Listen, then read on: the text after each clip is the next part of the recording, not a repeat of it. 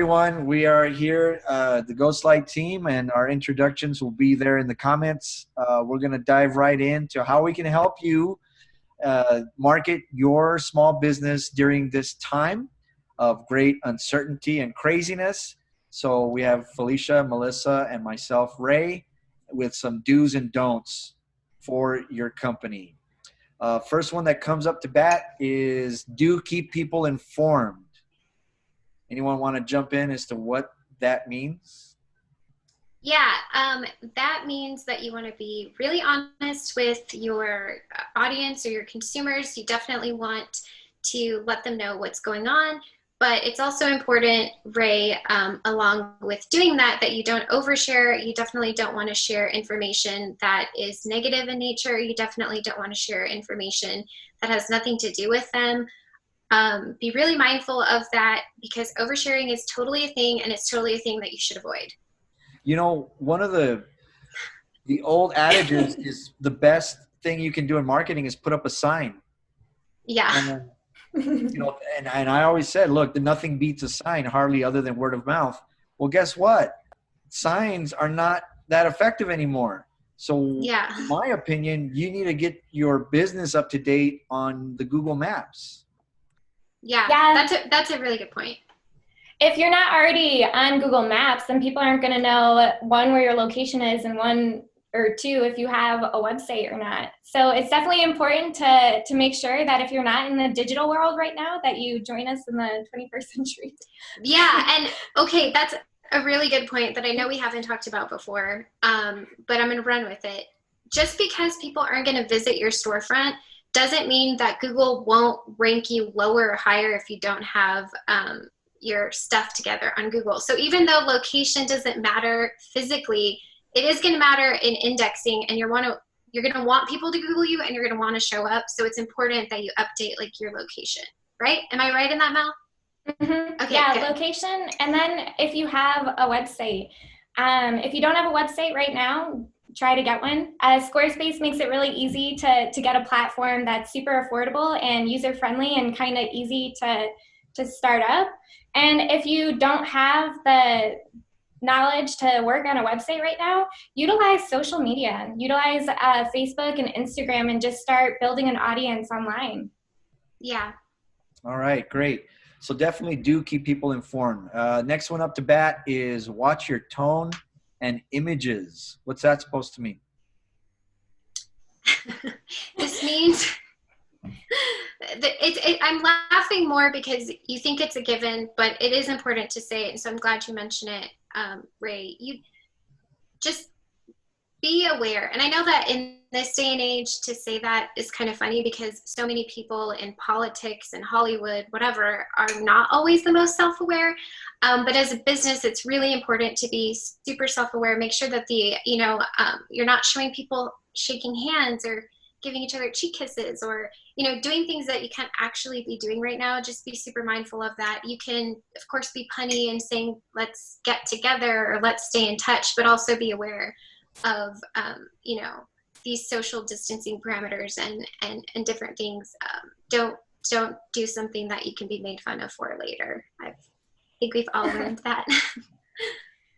Yeah, well, I mean, like saying we're running a COVID-19 sale or 19% off or something like that. And you definitely want to be a little empathetic in your messaging and make sure that you're not capitalizing on the crisis right now. You kind of want to make yourself a little empathetic towards not only, everything happening, but also your audience. And you just, like Felicia said, be self-aware of the messaging that you're putting out there because you don't want to come across as insensitive, especially during this time. Yeah. All right. Perfect. The next one up says, see how you can help. As a business, it seems like everyone is trying to stay afloat and cover their own needs, which is commendable, but see how you can help others, like for real? Yeah. Yes. I think this is actually, if I had to pick the most important thing, I would say this is the most important thing. Right now, you probably need help that somebody could give to you, and if they offered it to you, it would be life-changing. and you have no idea what you can do for someone that might be, and it doesn't even have to be life-changing. It can be so small and seemingly insignificant, but if a lot more people just kind of focus on how we can help each other, then I think the blow and the severity of this will be a lot less. And it doesn't necessarily have to be this massive thing that you're helping with. Like, I know certain companies have kind of switched what they're manufacturing, and now they're helping, instead of working in one industry, now they're helping in the healthcare industry, where they're either starting to make masks or face shields. And that's great. But if your company doesn't have the capacity to help on a larger scale like that, just reach out to your community, your client partners, your vendors, and just check in on them, see how they're doing, see if there's anything that you could do to support each other. Share their company on Facebook or Instagram if they're offering like takeout or delivery. It doesn't have to be a massive thing that you're doing. These little small, like minimal acts of kindness can go a long way too. Yeah. Okay. The next one up is time to innovate. So yes, I think at this point, everybody gets it. Zoom, great. You know, I'm going to blow the dust off my Facebook account for my business and start poking around in there. Yeah. What other things can small businesses do to innovate? I think, like I said, if you don't have an online platform, definitely start looking into them. If you can't sell your products in person, try to sell them online, either by setting up an Amazon store or looking into setting up a Shopify site. So just try to innovate in different ways where you can, join the digital world a little more and start selling your services online versus in person.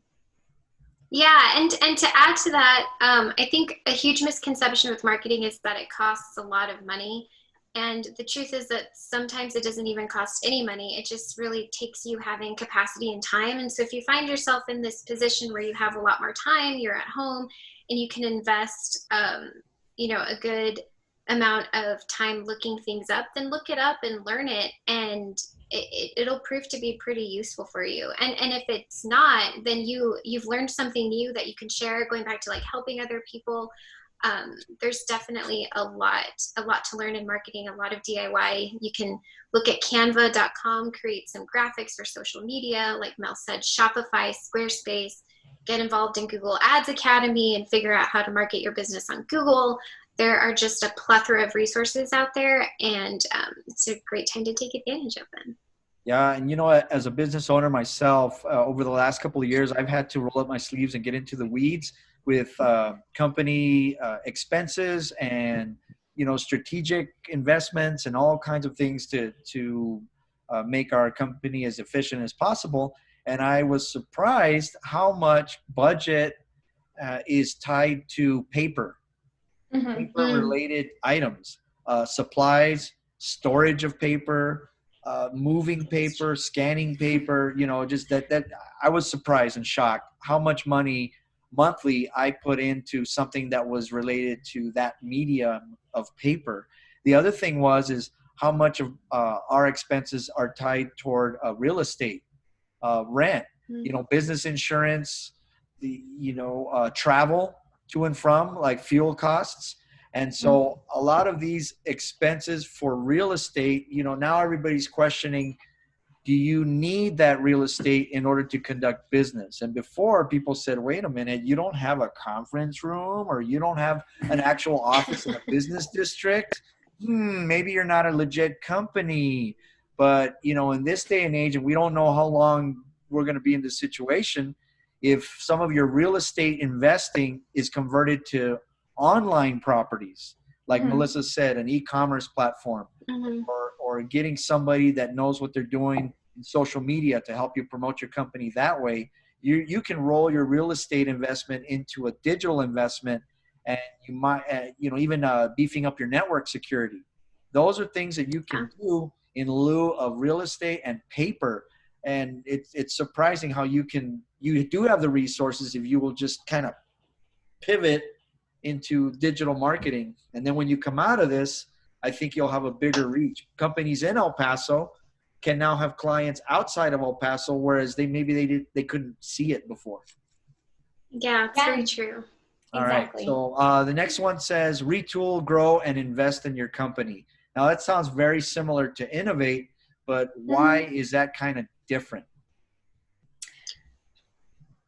Basically, like Feli had said before, it's just now with extra time on our hands that we're not spending, attending these events or conferences or everything that we would normally do, you can do kind of at home. So just if you want to read that book or listen to that audiobook, now's the time. If you want to, work on your skills and your knowledge, there's a bunch of free opportunities to do so. There's different online conferences that you could attend, different academies that you could attend, Coursera courses.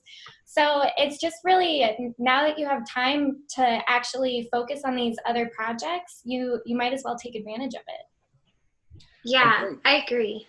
Yeah. And I think along the lines of what Mel was saying, it's a really good time to set some goals. And so maybe you're just someone who is not about technology and that's just not who you are and you don't want to get involved in it. That's okay.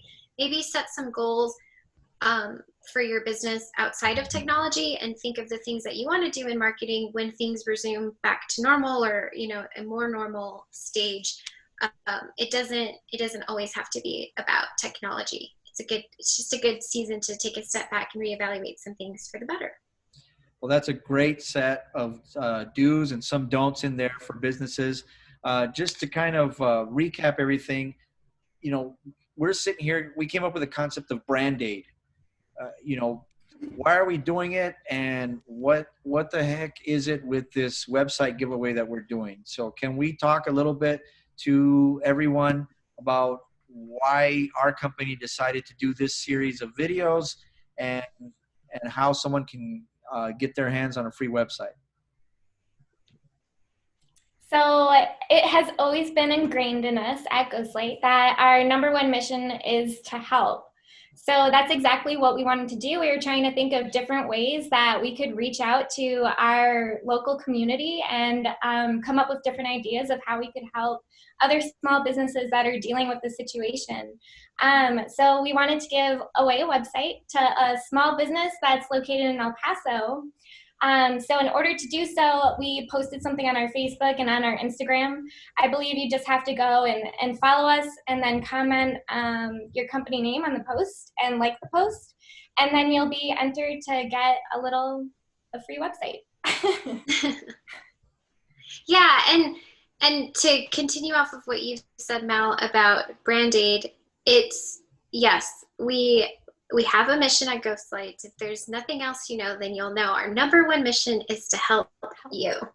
But it sounds funny to say, but it's so true. That has just been our pillar that we've always stood on. And I'm so proud of it because I love helping people. And it's proven to be just so great. We've met so many people and helping people. We have established these amazing relationships and it's been awesome. And it's just a great way to help. But we also just, wanted to kind of quantify it and package it in a certain way. So that's how Brand Aid came.